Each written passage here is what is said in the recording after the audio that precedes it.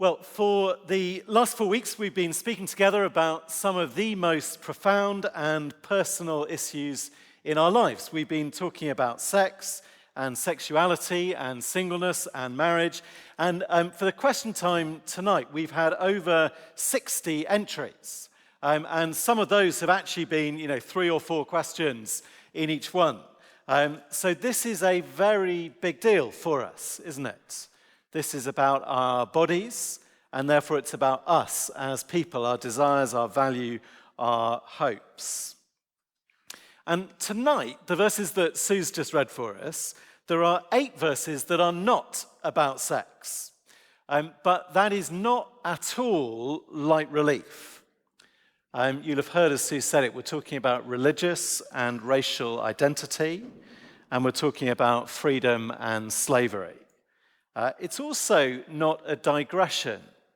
So chapter 7 has a very clear structure. The chapter, it is all about singleness and marriage, and last week really was the detailed practical application mainly to married people. And next week we're going to have the detailed practical application mainly to single people. And this week, tonight, we have the structural heart of the chapter. And in it, Paul uses different worked examples, so not marriage, not singleness, in order to explain the general principle that he's applying to married people and single people in the rest of the chapter. It's one big idea applied to all of life, all of the different situations. And the big idea tonight, it is really easy to see, I think. It comes 3 times in those 8 verses. So look down at verse 17. Page 1149. Nevertheless, each person should live as a believer in whatever situation the Lord has assigned to them. Look again in verse 20. Each person should remain in the situation they were in when God called them. And again in verse 24. Brothers and sisters, each person as responsible to God should remain in the situation they were in when God called them. So across an enormous range of different possible life situations, Paul says, live there, remain there. So let's have all 3 points we're going to look at tonight up on the screen. You'll see one principle, live where you are, and then 2 worked examples, circumcision and slavery. And what we've got here is not a law, that principle. It doesn't mean you have to stay there and you must not change. That's not his general advice in life. The single person is told they may marry. The slave is encouraged. Gain your freedom if you can. This isn't to fossilize people or societies. This is to free us to live for Jesus where we are now. Without thinking that our real Christian life is only going to begin when we get somewhere different. Last week I said that many of us live much of the time as looking over our shoulder Christians, wishing that really we were somebody else. If I had somebody else's life. Last week, if only I wasn't married, or if only I wasn't married to him, then I would be a proper Christian. But it is too hard or too complicated to be a Christian where I am now. And the categories we've got this week, they sort of expand out to include all of life. So it's if only if I hadn't been born where I was, as the kind of person that I am, with the social status that I have and the job that I have, if only I was someone else, then of course I would live for Jesus. And verse 24 says, remain where you are. Verse 17 says, live where you are. And maybe you could change your circumstances, maybe you will, maybe you should. But for now, you live here. Wherever is waiting for you when you leave the building and head home tonight, wherever is waiting for you on Monday morning, that's where you live now. And it is possible to be a Christian here. Maybe difficult, but it is possible. You can be devoted to Jesus, you can serve him, you can witness to him, even in circumstances that you would never have chosen. And actually dreaming of where you could be, where you think someone else is, That doesn't make here easier to live with. It normally makes it worse because it steals all the joy and all the value from where you are.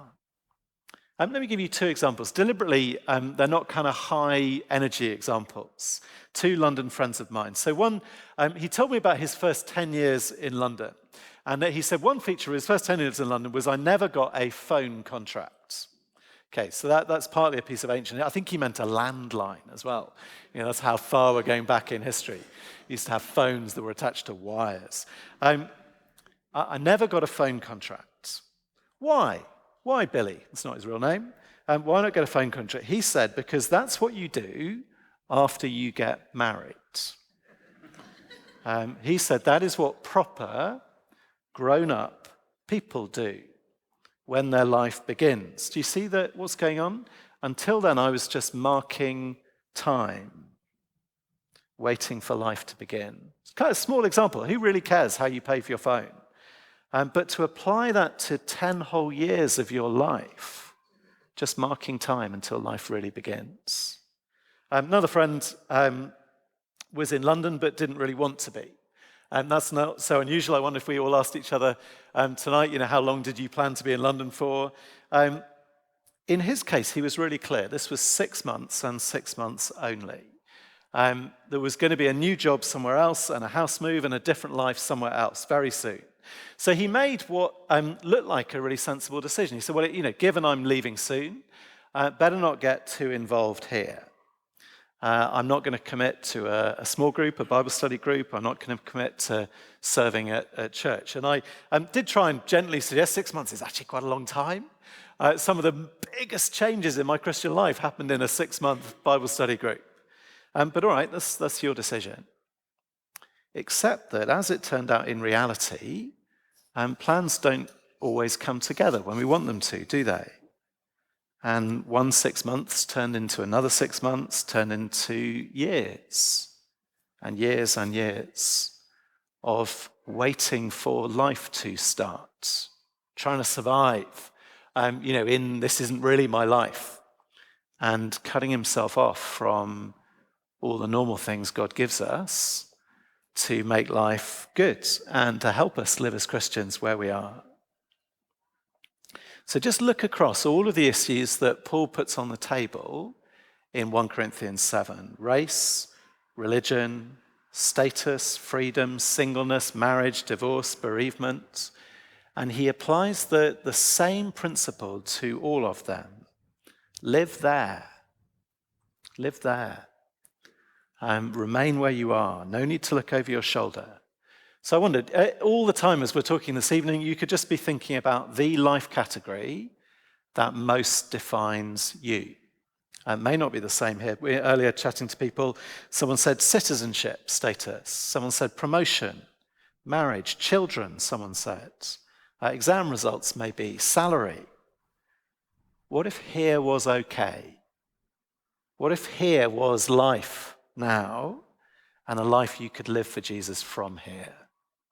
So what I want to do is look at the worked examples and then give us a bit of application and then stop so we've got plenty of time for the questions. So first worked example, point 2, is circumcision, where he says radically the same. So look down at verse 18. Was a man already circumcised when he was called? He should not become uncircumcised. Was a man uncircumcised when he was called? He should not be uncircumcised. Sorry, he should not be circumcised. And it maybe doesn't sound like such a radical thing to say, but remember, Paul elsewhere describes himself as the Hebrew of Hebrews. Paul, he was an observant Pharisee and an expert in the law. His own circumcision had been for him a hugely important part of his religious and racial identity. And we know from the rest of the New Testament, this was the biggest cause of looking over your shoulder at the time. There were preachers going from city to city to city, explaining to Gentile Christians that if they wanted to be proper Christians, they should get circumcised. And think of all of our cultural practices in England are so kind of recent and pathetic and made up.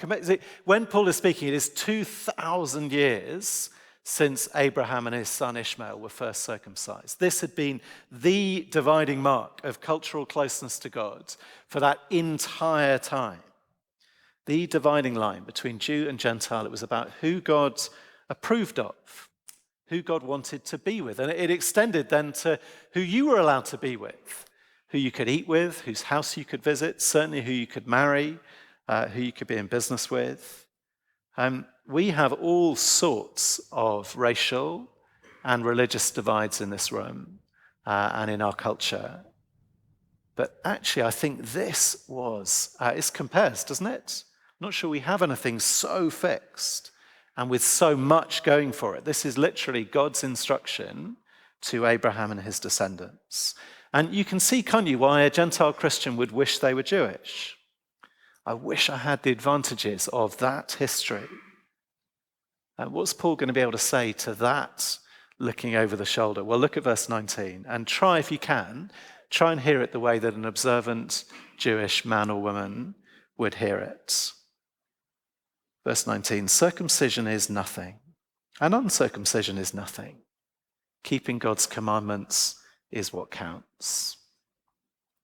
Well, think what that would sound like if you were a Gentile Christian with your face pressed against the glass shop window, wishing you could come in. It's nothing.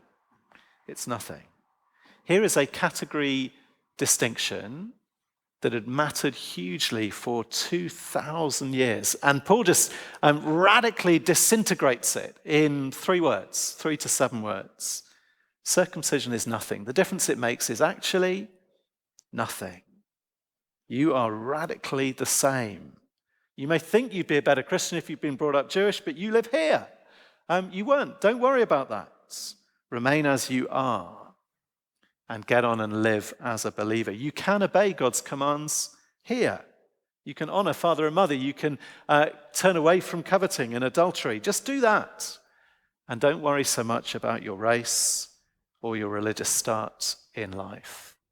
He's not saying that a Jewish Christian should abandon their culture and heritage, far from it.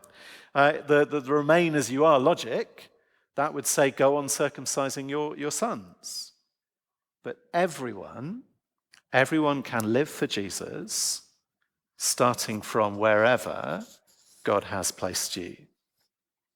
Okay, second worked example. We'll need a little bit longer on the second one, because it is about slavery. And he says you are radically owned and free. And what I'm going to do, I'm going to read verse 21, and I'm going to stop at the point where I think we all are going to want to sort of leave the room in horror. Okay, so verse 21. Were you a slave when you were called?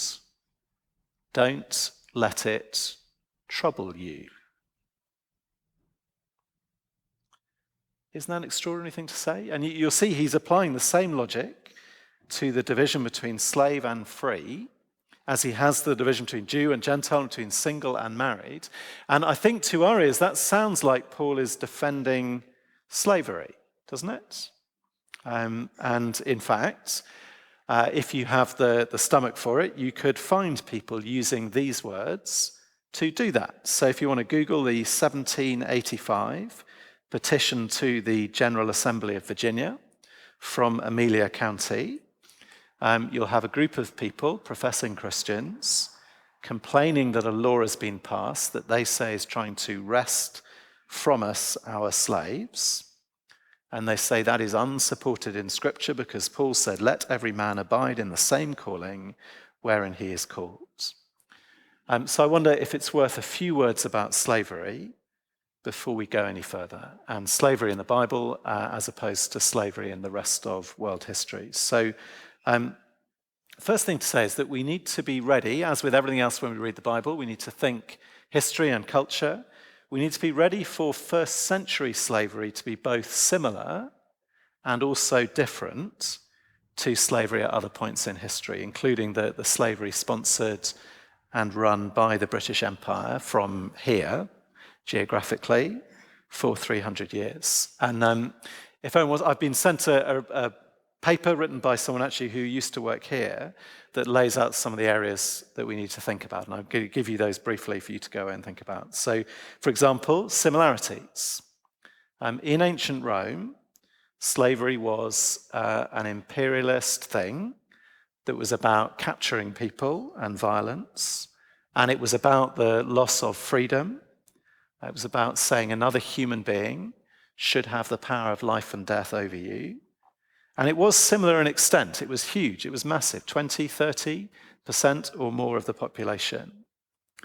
Though there are some differences that we need to bear in mind as we read this, Roman slavery was not rooted in race, nor was it kind of closed off by race, so anyone could move up or down their social scale. Slaves could buy their freedom and could move into positions of great power and importance, and free people could sell themselves into slavery. But in that article, there's one really profound difference highlighted, and it's this. When Roman society said slavery is good and accepted slavery, they were acting in total consistency with their dominant ideology. It fitted everything else they believed. They believed about human beings and about power and about value. But when 18th century Christians accepted slavery, using these verses in their arguments, they were arguing for something totally inconsistent with their supposedly dominant cultural ideology of Christianity. Everything Jesus teaches about human beings and power and value. In fact, what Paul says in the very next verse, all of that should have been telling them this is wrong. And actually, these verses, they're not all that Paul says about slavery. Can we have up on screen a bit of 1 Timothy? So 1 Timothy 1, 9 and 10 from your notes. It's a list of terrible sins. It's similar, I guess, to the one we looked at in 1 Corinthians, but I think if anything, it's much more forceful. So here are the lawbreakers, the rebels, the ungodly and sinful, the unholy and the irreligious. The first two examples actually are murder and murder of your father or mother. And then it says slave traders. And the word there in the original, it covers the whole business end, if you like. It covers making someone a slave, and it covers the selling and the buying. So it's true as we read these verses, Paul, he doesn't call for a revolution. He doesn't do that when he talks about slavery. But remember, Christians then, they had no power. 30% of society were slaves. Remember, a disproportionate number of people in church were slaves. Disproportionately a low-status religion. That's what Christianity was. And remember as well what Rome did to slaves that ran away or fought for their freedom. Normally in the Bible, the writers, they are talking to slaves. It's really interesting, I think, that the slave owners of 1785 thought these verses were written to them. It's not talking to them. He's talking to the human beings that they wanted to go on owning. And to slaves here, he does the same radical disintegration that he did to circumcision. So when he says, don't let it trouble you, that doesn't mean Paul is ignorant of the conditions of slaves in his world. His whole point here is that these are bad circumstances you want to change. And that's why this one, of all the pairs in the chapter, this is the only one with a command to change if you can. So don't let it trouble you. It's not asking them to pretend that the injustice and the conditions don't hurt. It's saying, don't let it tell you who you are. Don't let it trouble your soul. Don't read off it how valuable you are to God and how much your life is worth something to Jesus. So this is radical disintegration of the most profound social division in any age in history. Verse 22. The one who was a slave when called to faith in the Lord is, let's ask who she is really, is the Lord's freed person. With echoes there and overtones of being the freed person of the Roman emperor. This is the person set free, most valued minister of the emperor, set free with honor and wealth. That's who you are. And verse 22 goes on, similarly, the one who was free when called is Christ's slave. Saying that anybody in this room who trusts Christ is a slave. Imagine that truth bomb dropping in the entirely status-oriented church in Corinth. They've got the mayor, the judge, and the aristocrat. You're all slaves, just like the rest of us in this room. And the lowest status slave, who's managed to get to church using their only precious hour of time to themselves, away from hard labor, they are freed by the emperor of the universe, like all the rest of us in this room. These verses are the death of slavery. Well, they should have been the moment there were enough Christians with any influence and power to change anything. Actually, these verses and verses like them, they were the death of slavery in medieval England and again in 19th century England. So you may want to talk more about that to me or to someone else. You may feel yourself thinking, well, why don't we do something about that? Or I would have done something about it if I'd been there then. Well, I just want to make two practical suggestions. If you hear this, or if you hear some of the disgraceful history of Christians and churches being involved in slave ownership, if you want to say we should, or I would do something about that, here are two practical suggestions. One is to recognize that slavery still happens in London, in W1, and actually it is the very subject of our sermon series, Sex, that keeps some fellow Londoners in slavery. I don't know if you saw the BBC programme this week, new programme about girls as young as 10 being groomed for sex work here in London. Well, if you want to do something about that, one of our 3 or 4 social action projects here at All Souls is called Tamar. Find it on the website, and it works trying to help those people in particular. So if you'd like your time or your money to help, well then visit our website, see what you can do. Second suggestion, particularly if you're concerned about transatlantic slave trade in the past and the injustice that was done here in London then, did you know that there is no monument in London to the victims of the transatlantic slave trade? I didn't know that. And did you know that there is an All Souls member, a member of the congregation here, who has given 20 years of their life to try and get there to be one?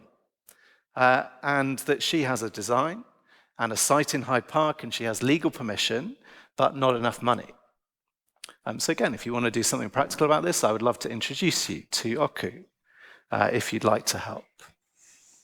Okay, please come back with me to 1 Corinthians 7, and let me just try and show you why slavery is here.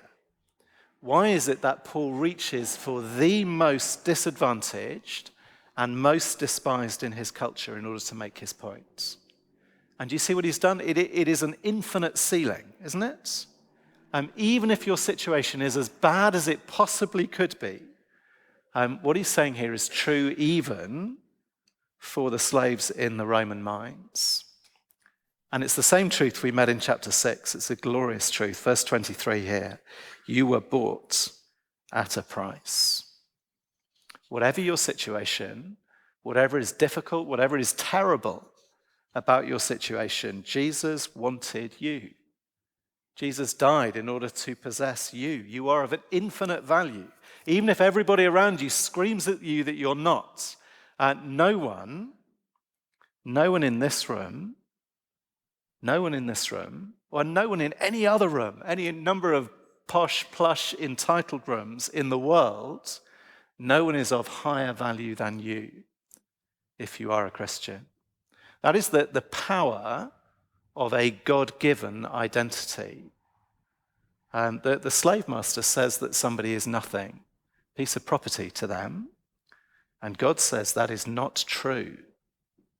And God is the creator of reality.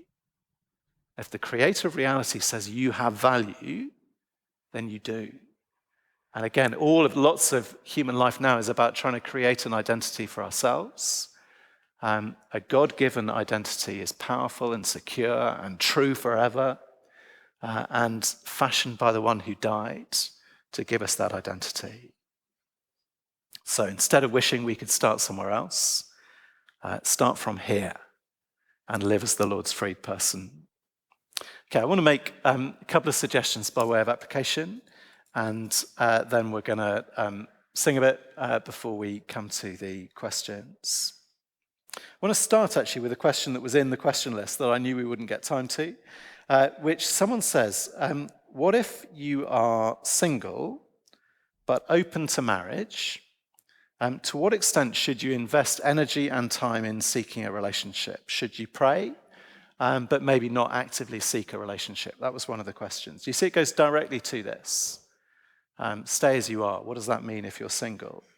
And next week, we're going to look at single people, and we'll say if you're single, you are free to marry, which means if you're single, you can pray about that, and you can act on it. You can do both. You can meet people, you can ask them out, you can do all of that. But with these verses open, we're saying, please, please don't wait to start living. I didn't get a phone contract till I was married because that's when life begins. Life began a long time ago. And I think it means you should watch the percentage of time that you pray and time that you act. How much of your prayer life is about getting to the place that you think will make things better? That could be a job, a career, or whatever it is. How much is about that, as opposed to how much you praying, Lord, help me to live for Jesus here and now? That's a far better prayer, isn't it? You can pray the other, but he has promised to help us live for him here and now. And you need to tell yourself, we need to tell ourselves all the time, the radically disintegrating truths. And on singleness and marriage, what's the truth? The truth is everybody in this room who believes in Jesus is married. Married to Jesus. You see how this is the equivalent of the slavery thing? You are married to Jesus, who is better than anybody, any human being you could ever be married to. And anyone in the room who is married to a human being, the Bible would say, well, actually, we all of us are in temporary relationships that are dissolved by death. And the marriage to Jesus is the real one, the one that matters, the one that counts.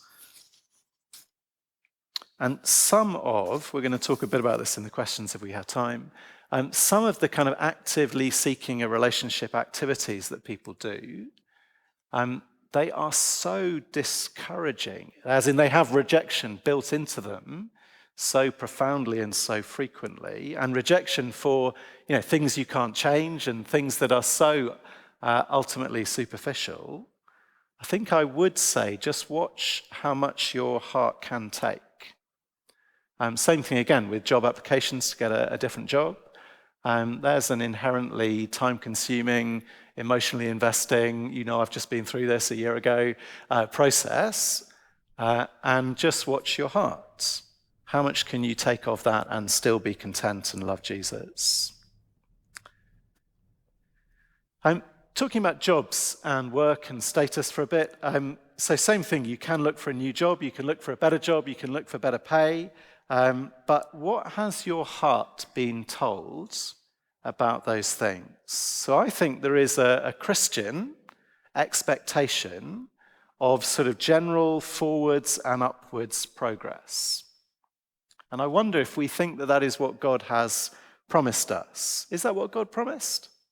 Or is that actually the promise of middle-class ambition, that promise? So in 1 Corinthians, he says to slaves, get free if you can, but the reality for most is that they are probably going to be slaves for life.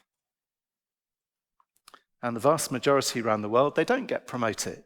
They don't increase in salary and status. In fact, even in this country, that only happens, that kind of progression, it only happens to a percentage of people, and actually it tends to stop decades before retirement, even then. And that's not that something's gone wrong. Something's gone normal. Remember, John last week told us about some tough things in his life and said, I am not exceptional. Imagine a slave in Corinth being told the only good Christian is a high-status Christian. God's plan for your life is to make you rich and successful and respected. And they leave the room thinking, I'm a slave today, I'll be a slave tomorrow, and I'll almost certainly be a slave next year and the rest of my life. God says you can be a good Christian here and now. Tomorrow may or may not be a good day for you. May or may not be a good day. But it can be a day for the Lord, a day for Jesus, a day when you can live for him. And your witness, your example of living there it could shout louder than any number of glossy promotions and God has answered my prayer. Okay, I'm going to pray and then we're going to sing. Our Father, thank you for your radical gospel, that you give us an identity based in your Son's death for us. You tell us what we're worth the death of Jesus, and you ask us to live for you all over this mixed up, confusing, complicated world. And we ask, Father, you give us grace and help to do that. In Jesus' name, amen.